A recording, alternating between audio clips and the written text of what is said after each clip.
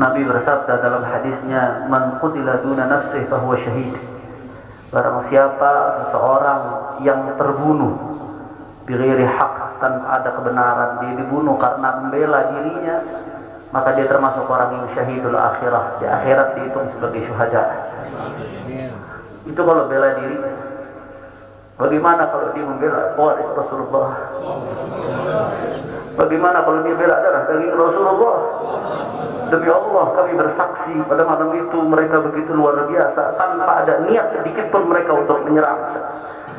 Dan kita minta sambutan dari imam besar kita, panutan kita, Habib Muhammad Rizik bin Hussein bin Syihab. Mudah-mudahan beliau selalu dijaga oleh Allah Subhanahu wa taala, dimenangkan perjuangannya, dijaga zahir batinnya, dijaga keluarga beliau dan semua para alim ulama. Mudah-mudahan selalu dimenangkan perjuangannya oleh Allah. Amin ya rabbal alamin. Kita mintakan langsung kepada imam besar kita. Takbir! Takbir! Sallu ala nabi.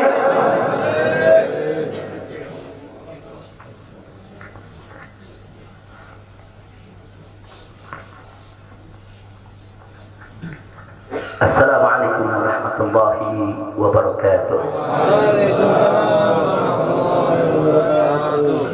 Bismillah walhamdulillah wassalatu wassalamu ala rasulillah wa ala alihi wa sahbihi wa mawalah. Fi hadha al-maqam al-sharif nu'azzi jami'a ahli bait al-mujahidin al-shuhada.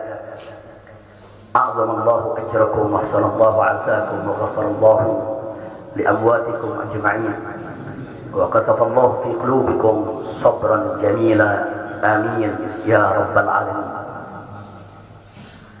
Ahibbai al-kiram, dalam kesempatan ini saya ingin menyampaikan beberapa poin penting untuk segenap keluarga para syuhada, segenap pengurus Dewan Pimpinan Pusat Front Pembela Islam, segenap laskar, aktivis dan simpatisan Front Pembela Islam, bahkan untuk seluruh rakyat dan bangsa Indonesia. Yang pertama, bahwa keterangan pers secara resmi yang sudah dikeluarkan oleh Dewan Pimpinan Pusat Front Pembela Islam tentang kronologis penembakan yang terjadi isinya adalah benar. Saya sampaikan kronologis yang sudah dibuat dan disebarluaskan oleh Dewan Pimpinan Pusat Front Pembela Islam. Saya memberikan kesaksian sebagai salah satu saksi korban yang ada dalam kejadian bahwa isi keterangan pers itu benar. Yang kedua, yang ingin saya sampaikan di sini, bahwa pada saat kejadian tidak ada satupun di antara kami, baik saya dan keluarga maupun seluruh laskar pengawal yang begitu setia, yang mengira kalau yang melakukan pengejaran, mepet, mengganggu adalah dari kepolisian. Sama sekali kami tidak pernah menduga, kami tidak pernah mengira, apalagi kami menuduh. Yang kami tahu, mereka adalah orang-orang jahat yang ingin mencelakakan kami. Dan jumlah mereka bukan 1, 2, 3 mobil. Banyak sekali mobil saling silih berganti, berupaya untuk maju ke depan, untuk bisa sampai ke mobil Habib Hanif yang persis ada di belakang saya, bahkan untuk bisa mencapai mobil saya yang ada di depan. Tapi dengan gagah luar biasa, para syuhada kita, laskar-laskar pengawal yang paling belakang ini, sudah ada 2 mobil. Luar biasa. Mereka cerdas, mereka brilian, mereka berani. Mereka dengan begitu luar biasa mengendalikan situasi dan kondisi, sehingga para penjahat tadi tidak satupun yang berhasil untuk mencapai kami. Ini menunjukkan bagaimana sigapnya mereka, cerdasnya mereka, pintarnya mereka, beraninya mereka tanpa senjata. Itu kedua yang ingin saya sampaikan. Dan poin ketiga, bahwa tuduhan kalau pengawal-pengawal kami dipersenjatai adalah fitnah besar, bohong besar. Tidak ada satupun pengawal kami yang dipersenjatai, karena kami tidak pernah mengira, sekali lagi, kalau kami akan diperlakukan seperti itu. Pengawal-pengawal ini pengawal standar keluarga biasa. Pengawal standar keluarga biasa. Saya ada 4 mobil, semua isinya keluarga, anak, mantu, saudara, cucu-cucu kami semua ikut. Ada 3 masih bayi, masih minum air susu ibu. Dan masih ada yang 4 saudara yang di bawah 5 tahun, bahkan yang di bawah 3 tahun. Jadi benar, ya, kami sekeluarga semua sudah. Nah, jadi yang ingin saya sampaikan di sini adalah para laskar ini mengawal. Tugas mereka mengawal, bukan untuk mengganggu siapapun. Jadi sudah benar mereka melaksanakan tugas. Ketika begitu banyak mobil ingin menyalip, ingin membahayakan kami, mereka melakukan tugas dengan sangat cantik. Mereka tidak mencelakai orang, dengan sangat cantik, yaitu bagaimana mereka mengusir satu persatu mobil-mobil tersebut sehingga tidak berhasil masuk ke dalam rombongan. Dan subhanallah, ya ikhwan, yang keempat yang ingin saya sampaikan di sini, dengan takdir Allah, laulahum, tanpa mereka ini para syuhada, mungkin kami sudah digiring ke medan pembantaian yang mereka rencanakan. Allah mentakdirkan sesuai dengan kehendak Allah Subhanahu wa ta'ala. Demi Allah, saya dan keluarga siap setiap saat untuk menghadapi mati syahid, ya. Kami tidak akan pernah mundur selangkah pun juga. Tidak akan pernah takut untuk menghadapi segala ancaman dan teror. Maka itu saya sampaikan sekali lagi, ke-6 laskar yang mati syahid ini, mereka laskar yang luar biasa. Mereka laskar yang setia. Bahkan Anda bisa dengarkan dalam rekaman-rekaman yang tersebar, yang viral di mana-mana, ya ikhwan. Bagaimana mereka tertawa, saudara, senang begitu melihat saya dan keluarga semua sudah terbebas dari kejaran. Begitu mereka melihat saya dan keluarga semua sudah berhasil meluncur keluar dari kejaran, mereka senang. Padahal sebentar lagi mereka akan dibantai, mereka digiring ke medan pembantaian. Dan sampai saat itu kami tidak pernah tahu kalau mereka yang melakukan pembantaian adalah pihak kepolisian. Kami tidak pernah tahu, kami tidak pernah sudut, kami tidak pernah menuduh. Bahkan dalam keterangan pers Dewan Pimpinan Pusat Front Pembela Islam masih dicantumkan orang tidak dikenal. Karena kami tidak berani menuduh siapapun tanpa bukti. Kami nggak berani menuduh siapapun tanpa saksi. Itu ajaran Islam. Nggak boleh kita menuduh siapapun tanpa bukti dan saksi, ya Pak. Tapi subhanallah, tatkala dari pagi sampai siang kami kerahkan laskar-laskar Kerawang dipimpin oleh pimpinannya masuk ke setiap rumah sakit di wilayah Kerawang, masuk ke setiap kantor polisi, saudara, di Kerawang, menyapu bersih itu jalan tol, saudara, setiap rest area didatangi semua dalam rangka untuk mencari para syuhada ini. Di mana mereka? Di mana mereka? Tapi subhanallah, akhirnya Allah buka mulut yang membantai, saudara. Allah buka mulut mereka. Allah buka mulut mereka, saudara. Tak bisa mereka sembunyikan, saudara. Allah Maha Kuat, Allah Maha Besar, Allah Maha Kuasa. Allah buka siang itu. Kapolda Metro Jaya mengakui, ya Pak, kalau para penyerang, para penyergap, para penguntit, saudara, yang kami semula duga mereka bajingan penjahat, saudara, yang ingin mencelakai kami, ternyata diakui sebagai bagian daripada penyelidikan, bagian daripada penyidikan Polda Metro Jaya. Bukan kami yang menuduh, mereka yang mengaku, ya Pak. Kalau mereka menutup mulut, tidak pernah mengaku, sampai kapanpun kami tidak akan pernah tahu, ya Pak. Subhanallah, pertolongan Allah hanya hitungan jam, saudara. Allah buka mulut mereka.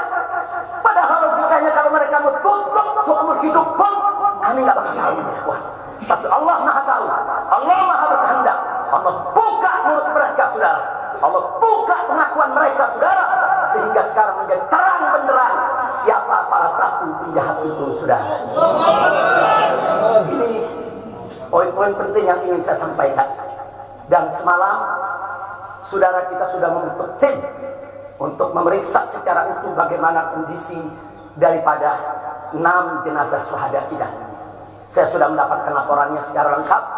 Nanti pada saat yang tepat akan kita adakan siaran pers secara nasional, dan saya sampaikan kepada seluruh bangsa dan rakyat Indonesia, kami akan menempuh jalur hukum secara prosedur.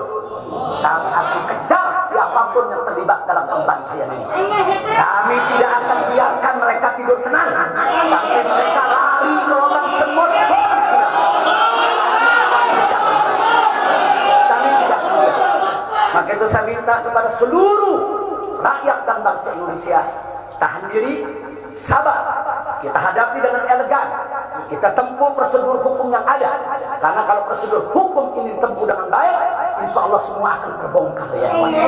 Siapa yang melakukan pembantaian di medan lapangan, sampai siapa yang menjadi otak saudara yang mengatur ini, semua akan terungkap. Tapi kalau Anda emosi, kalau Anda berjuang sendiri-sendiri, maka ini akan terkubur, tidak akan pernah terungkap ya kawan. Maka itu saya minta sekali lagi, sabar. Sabar. Ada saatnya ya kawan. Ada saatnya kita akan melakukan perlawanan. Ada saatnya ya kawan. Syuhada kita yang 6 ini saudara, mereka sudah melakukan tugas jihadnya, menjaga habaib, menjaga ulama, dan mereka sudah mendapatkan hadiahnya dari Allah, mati sebagai syahid. Insya Allah syahadat mereka diterima oleh Allah Subhanahu wa Ta'ala. Dan sengaja memang kami yang minta keridhaan dari keluarga masing-masing untuk bisa mereka dimakamkan di pondok pesantren Agrokultural Markas Syariat ini. Akan tapi salah satu daripada syuhada kita, atas permintaan keluarga mereka, ibundanya yang begitu cinta kepada sang anak Yahwan, dibawa ke rumahnya dan dikubur di rumahnya. Jadi sekali lagi, mudah-mudahan semua syuhada yang 6 ini diterima oleh Allah Subhanahu wa Ta'ala. Saya tidak ingin berpanjang lebar lagi, tapi sekali lagi bahwa DPP FPI sudah berkomitmen dengan seluruh ormas-ormas Islam yang ada ya Pak. Anda bisa lihat bagaimana ormas-ormas Islam sudah memberikan pernyataan sikap dari berbagai kalangan, di mana kita kompak semua satu kata bahwa harus dibentuk tim pencari fakta independen yang melibatkan semua elemen, yang melibatkan Komnas HAM, Amnesty Internasional. Bahkan kami minta juga Komnas HAM anak untuk ikut berbuat, karena di dalam kejadian itu ada yaitu 3 bayi, dan masih ada lagi yaitu 4 balita ditambah 1 lagi balita dari salah seorang anak kerabat kami ya Pak. Jadi pada kejadian itu tidak kurang dari 12 wanita, 3 bayi, dan 6 balita yang masih berada di bawah usia 5 tahun. Komnas HAM anak tidak boleh membiarkan, karena pada saat kejadian itu ada bayi-bayi kami yang ketakutan karena mobil itu meluncur tidak wajar, tidak semestinya. Dalam goncangan mobil tersebut, bayi-bayi itu menangis, ibu-ibu itu menangis. Mereka terteror, terintimidasi. Mereka bukan tidak takut, ini satu teror yang luar biasa. Nah, karena itu sekali lagi Komnas HAM perempuan, Komnas HAM anak, mereka semua harus ikut terlibat. Tidak boleh ketidakadilan, tidak boleh kezaliman semacam ini dibiarkan terjadi di negara kesatuan Republik Indonesia. Kalau hari ini kejadian sadis brutal seperti ini bisa menimpa saya dan keluarga, bisa menimpa 6 syuhada ini ya kawan, maka kalau dibiarkan besok akan bisa menimpa siapa saja warga negara Indonesia di negeri ini. Maka itu saya ajak semua elemen bangsa ini, dari mulai presidennya, DPR-nya, dan seluruh institusi kenegaraan terlibat, yaitu secara bersama-sama untuk mengungkap fakta yang sebenarnya, apa yang terjadi di balik semua ini. Itu saja yang ingin saya sampaikan. Sekali lagi ya kawan, malam itu saya dan keluarga keluar lewat dari jam 10 malam. Kenapa kami lewat dari 10 malam? Karena kami pikir kalau keluar jam 7 atau ba'dal maghrib banyak krodit macet di jalan ya kawan. Nah, lewat dari jam 10 supaya jalan agak senggang. Nah, kami harap sekitar jam 12 atau lewat kami sudah sampai di tujuan. Tujuan kami suatu tempat peristirahatan yang memang cocok buat kesehatan. Kami sedang membutuhkan sedikit waktu lagi untuk memulihkan yaitu tenaga kami, kesehatan kami. Dan selain itu juga saudara, kami tidak pernah menyangka kalau perjalanan kami malam itu sebetulnya sudah direncanakan oleh pihak lain untuk digiring ke medan pembantaian. Kami tidak pernah menyangka dan kami tidak pernah menduga. Tujuan kami hanya ke tempat peristirahatan, sehingga kalau jam 12 atau setengah 1 kami sudah sampai, kami beristirahat, dan subuh kami punya pengajian keluarga. Baca Al-Quran, baca hadis, baca zikir, hanya khusus untuk keluarga kecil kami saja, untuk anak, menantu, cucu, dan untuk baby sister yang menemani cucu-cucu kami, itu juga untuk beberapa anggota kerabat kami. Jadi kami tidak pernah menyangka acara ini sebetulnya begitu sederhana, indah, saudara, ternyata sedang digiring ke medan pembantaian. Dan subhanallah, akhirnya kami semua selamat. Berkat apa? Dengan takdir Allah, berkat perjuangan ke-6 syuhada ini. Tanpa perjuangan ke-6 syuhada ini, mungkin kami saat ini tidak bertemu Anda lagi di sini. Maka itu saya sampaikan sekali lagi kepada keluarga para syuhada, keluarga para syuhada, Anda semuanya harus bersabar kepada Allah Subhanahu wa taala, ridho kepada keputusan Allah, dan jangan khawatir, keluarga Anda yang kembali kepada Allah ini mati sebagai syahid, Allah akan masukkan mereka ke dalam surganya, dan Allah akan berikan kepada mereka kelak syafaat untuk menolong seluruh anggota keluarga agar bisa dimasukkan ke dalam surganya. Itu saja yang bisa saya sampaikan.